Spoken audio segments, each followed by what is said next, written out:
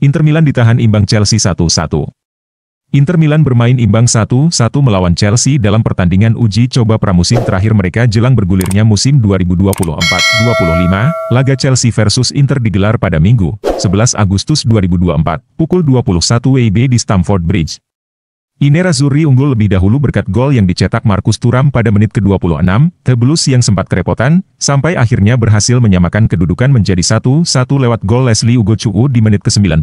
Laga ini menjadi laga uji coba pramusim terakhir kedua tim untuk mengukur kekuatan skuad mereka jelang bergulirnya musim baru. Pelatih Inter Milan, Simone Inzaghi menyatakan puas dengan performa timnya dalam hasil imbang 1-1 melawan Chelsea pada laga uji coba pramusim.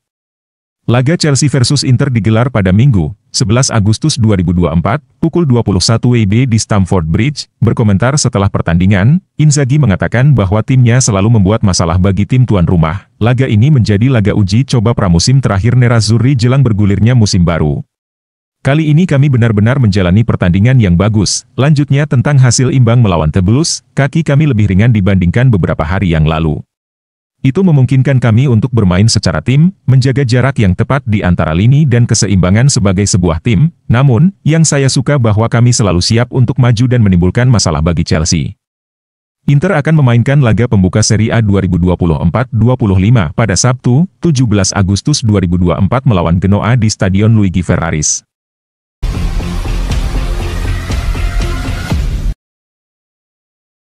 Atletico versus Juventus, Colchoneros bungkam Bianconeri 2-0. Atletico Madrid memberikan Juventus sebuah sinyal bahaya menyambut dimulainya musim baru. Kemenangan 2-0 didapatkan memanfaatkan kerapuhan Juve. Laga uji coba Atletico Madrid versus Juventus digelar di Stadionnya Ullevi, Minggu, 11 Agustus 2024. Malam waktu Indonesia Barat. Atletico menurunkan duet barunya Alexander Sorloth dan Antoine Griezmann di depan. Diego Simeone menguji calon starter regulernya untuk musim depan. Nama-nama seperti Rodrigo Riquelme, Koke, Rodrigo De Paul, Robin Lenormand, dan Samuel Lino tampil sejak awal. Juventus juga memainkan susunan terkuatnya yang bisa dimainkan. Dusan Vlahovic ditopak Timothy Weah, rekrutan anyar Douglas Luiz. Dan Kenan Yildiz, Manuel Locatelli dan Khéphren Thuram menjadi poros ganda. Andrea Cambiaso, Gleison Bremer, Federico Gatti, dan Juan Cabal menjadi lini pertahanan. Atletico tak memberikan Juventus terlalu banyak ruang, meski lawannya itu agak lebih banyak menguasai bola. Juventus dicatat ESPN cuma punya 1 peluang on target, itu pun relatif tak berbahaya, sementara Atletico punya 10 percobaan, 6 diantaranya mengarah ke gawang. Kedua gol yang didapatkan pasukan Diego Simeone didapatkan di babak kedua, setelah sama kuat di babak pertama. Atletico membuka keunggulan selepas restart. Pada menit ke-48, Joao Felix yang baru masuk mencetak gol memanfaatkan umpan Samuel Lino. Atletico mendapatkan penalti di penghujung laga berkat pelanggaran Juan Cabal terhadap Giuliano Simeone. Angel Correa sukses mengeksekusinya jadi gol pada menit ke-85. Atletico pun mengakhiri pramusimnya dengan kemenangan. Mereka tak pernah kalah di periode persiapan ini. Sedangkan Juventus menutup dengan kekalahan, hanya sekali menang dari 4 laga.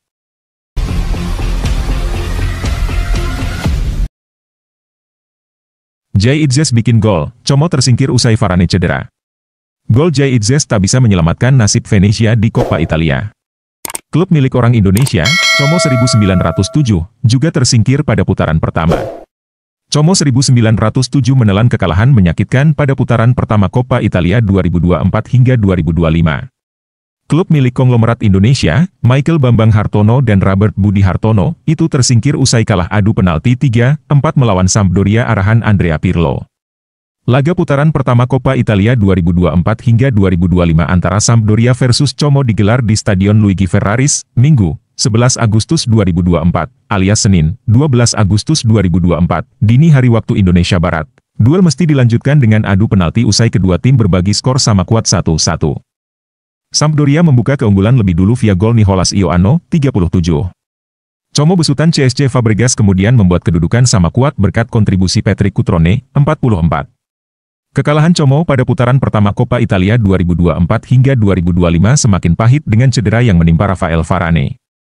Bek anyar Como dari Prancis itu harus meninggalkan lapangan 23 menit setelah mengukir debut. Ia mengalami cedera paha. Klub promosi lain di Serie A Liga Italia 2024 hingga 2025, Venezia, juga harus mengepak koper pada putaran pertama. Venezia asuhan Eusebio Di Francesco kalah 1-3 dari Brescia. Satu-satunya gol Venezia dalam laga itu dibuat oleh bek timnas Indonesia, Jay Itzes pada menit ke-89. Gol itu tak cukup menolong Venezia yang sudah lebih dahulu kemasukan 3 gol atas nama Gennaro Borrelli, 14, dan Giacomo Olzer, 46. 62, pada pertandingan lain, wakil Serie A, Napoli racikan Antonio Conte, lolos ke putaran kedua dengan susah payah. Partenopei butuh kemenangan adu penalti 4-3 atas Modena untuk melangkah ke fase berikut Coppa Italia. Babak tos-tosan mesti dilangsungkan setelah kedua tim berbagi skor imbang 0-0.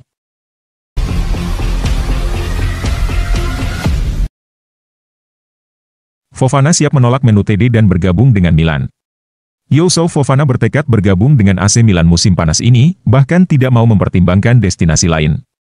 Hal ini dilaporkan oleh Gazzetta dello Sport edisi hari ini, yang menyatakan bahwa kepindahan tersebut dapat ditunda hingga tahun depan.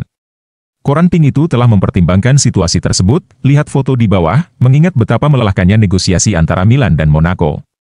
Kebuntuan masih terjadi terkait penawaran dan permintaan, dan keinginan Fofana juga tidak berubah. Faktanya, Fofana telah memberitahu Milan melalui rombongannya bahwa ia siap menolak tawaran potensial dari Manchester United setelah sebelumnya menolak West Ham.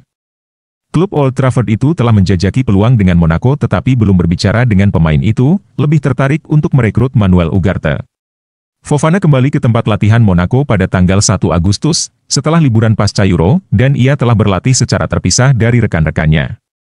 Ini adalah sinyal yang jelas mengenai situasi tersebut, tetapi, meskipun demikian, ia masih dapat dipanggil untuk pertandingan persahabatan Barcelona besok. Milan mengikuti situasi ini dari jauh dengan penuh minat, karena tahu bahwa pencoretan dari skuad akan membantu kasus mereka, namun, kesepakatan telah dicapai dengan pemain tersebut selama 4 tahun dan tidak ada keraguan di pihaknya.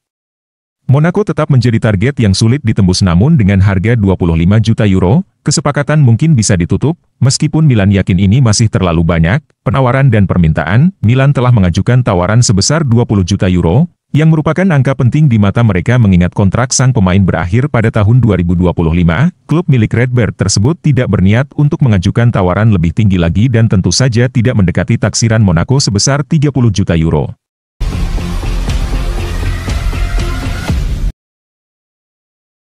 Tammy Abraham ungkap soal rumor AC Milan dan hubungannya dengan AS Roma. Tammy Abraham, penyerang Roma, tidak terpengaruh oleh rumor transfer yang mengaitkannya dengan AC Milan selama bursa transfer musim panas ini. AC Milan dikabarkan tertarik untuk mendapatkan Abraham dengan status pinjaman dengan opsi pembelian, dengan tujuan untuk memperkuat lini serang mereka. Setelah pertandingan Roma baru-baru ini melawan Everton, Abraham mengambil kesempatan untuk mengomentari spekulasi ini. Rumor selalu bagus, Abraham mengungkapkan pendapatnya tentang rumor yang beredar, dengan menyatakan, rumor tentang Milan memang ada dan itu bagus karena itu berarti saya baik-baik saja, namun ini adalah persiapan pertama saya setelah cedera. Dan saya fokus pada Roma dan apa yang ingin saya capai di sini. Ketika ditanya tentang persaingan dalam tim, khususnya dengan kehadiran penyerang berbakat lainnya, Abraham berkata, persaingan, sejak kecil, saya terbiasa bersaing dan berjuang untuk mendapatkan tempat saya. Dovbyk adalah penyerang hebat, tetapi saya ingin melakukan bagian saya. Dan mungkin suatu hari nanti, De Rossi bahkan akan memberi kami kesempatan untuk bermain bersama. Abraham juga membahas hubungannya dengan Fikayo Tomori, seorang teman dekat sekaligus pemain di Milan, dengan mengatakan, apakah Tomori mengirimi saya pesan teks tentang kepindahannya ke Milan? Kami berteman baik, kami peduli satu sama lain. Dan kami sering mengobrol, namun, saya ulangi, fokus saya adalah Roma.